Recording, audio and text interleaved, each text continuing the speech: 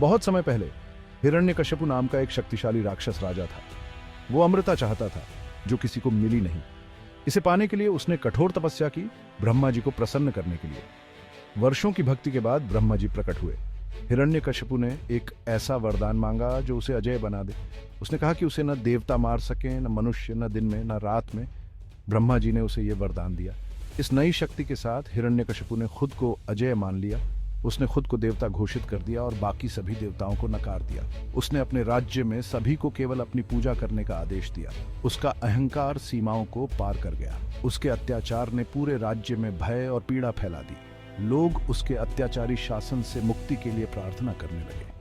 प्राचीन ग्रंथों में दैवीय हस्तक्षेप की भविष्यवाणी की गई थी। देवता जानते थे कि ब्रह्मांड का संतुलन बिगड़ गया है और इस तरह एक नायक के आने का समय हो गया था।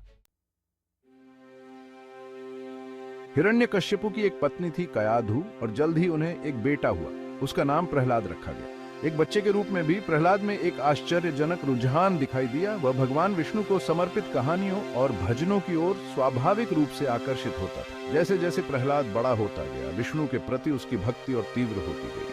उसने अपने पिता को सर्वोच्च भगवान मानने से इनकार कर दिया। हिरण्यकश्यपु अपने ही बेटे की अवज्ञा से क्रोधित हो गया।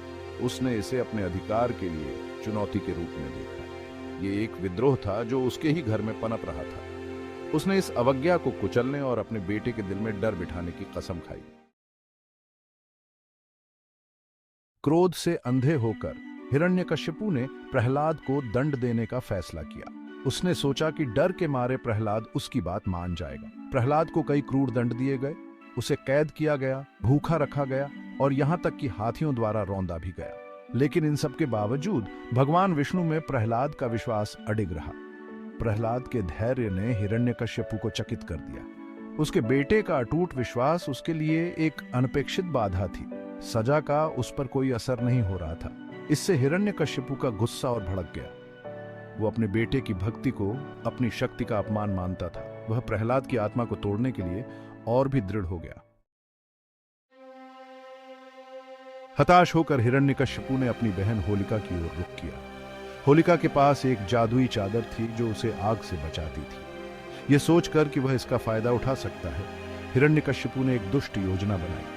उसने होलिका को प्रहलाद को अपनी गोद में बिठाकर चिता में बैठने का आदेश दिया। उसे यकीन था कि आग प्रहलाद को भस्म कर देगी और उसकी अवज्ञा का अंत हो जाएगा। जैसे ही आग भड़की, प्रहलाद शांत रहे और विष्णु का नाम जपते रहे। आश्चर्यजनक रूप से जादुई चादर होलिका से उड़ गई और वह आग में घिर गई। विष्णु की कृपा से सुरक्षित प्रहलाद आग से बाहर आ गए। इस चमत्कार ने प्रहलाद के विश्वास को और मजबूत कर दिया। इसने उन्हें उनकी भक्ति की शक्ति दिखाई। भाग 5, जहरीली साजिश। यह अध्याय हिरण्यकश्यपु की भयानक योजनाओं के बारे में है। एक ऐसा अत्याचारी जिसकी क्रूरता की कोई सीमा नहीं थी। हिरण्यकश्यपु ने अपने बेटे प्रहलाद को खत्म करने के लिए एक और योजना बनाई।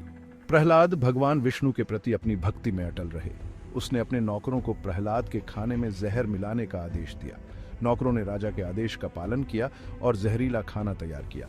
हिरण्यकश्यपु को विश्वास था कि इस बार उसकी योजना सफल होगी। प्रहलाद ने शांत चित्त और हाथ जोड़कर एक कौर खाने से पहले भगवान विष्णु से प्रार्थना की। प्रहलाद जहर से अनजान अपने भोजन को अपनी सामान्य शांति के साथ खा रहा था। हिरण्यकश्यपु को आश्चर्य हुआ, जहर का प्रहलाद पर कोई असर नहीं हुआ। विष्णु की दिव्य सुरक्षा ने उसे एक बार फिर बचा लिया। जहर उसे नुकसान पहुंचाने से पहले ही गायब हो गया। हिरण्यकश्यपु ने महसूस किया कि उसके बेटे की विष्णु के प्रति भक्ति एक अटूट ढाल थी। इस घटना ने प्रहलाद के विश्वास को और मजबूत किया और सच्ची भक्ति की शक्ति का प्रदर्शन किया। और इस तरह जहरीली साजिश विफल हो गई। प्रहलाद की अटूट भक्ति और विष्णु की असीम सुरक्षा की कथा में एक और अध्याय जुड़ गया।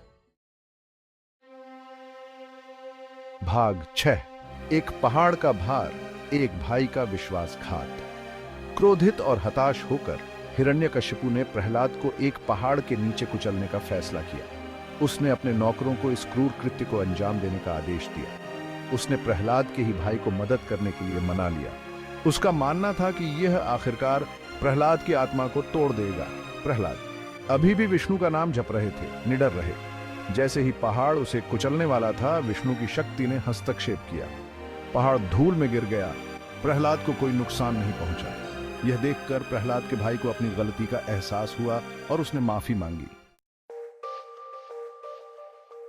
भाग 7 गहराई से पुकार। हताश होकर हिरण्यकश्यपु ने प्रहलाद को सबसे गहरे समुद्र में फेंक दिया। उसने अपने बेटे को जंजीरों से जकड़ दिया, यह सुनिश्चित करते हुए कि वह गहराई से बच न सके। उसने सोचा, निश्चित रूप से विष्णु की शक्ति भी इतनी गहराई तक नहीं पहुंच सकती। जैसे ही प्रहलाद डूबे, समुद्र तल फट गया और एक शानदार शहर का पता चला। यह वैकुंठ था, विष्णु का निवास स्थान। प्रहलाद विस्मय और भक्ति से भरे हुए विष्णु की शक्ति की सीमा को समझ गए। वह एक बार फिर बच गया था। भाग 8 नरसिंह का प्रकोप। हिरण्यकश्यपु प्रहलाद को मरा हुआ मानकर विजयी होकर हंसा। उसने खुलेआम विष्णु को चुनौती दी और अपनी अजेयता का घमंड किया। उसी क्षण एक भयानक गर्जना से महल हिल गया। एक खंभा फट गया और उसमें से न तो मनुष्य और न ही जानवर जैसा कोई प्राणी निकला। यह नरसिंह थे, विष्णु का क्रोधित मानव सिंह अवतार। नरसिंह न देवता थे, न मनुष्य, न अंदर न बाहर। संध्या का समय था, न दिन न रात। उसने हिरण्यकश्यपु को वश में करने के लिए अपने पंजे का इस्तेमाल किया, किसी हथियार का नहीं। इसने ब्रह्मा के वरदान की शर्तों को पूरा करते हुए न्याय दिया। भाग 9 विश्वास की विजय।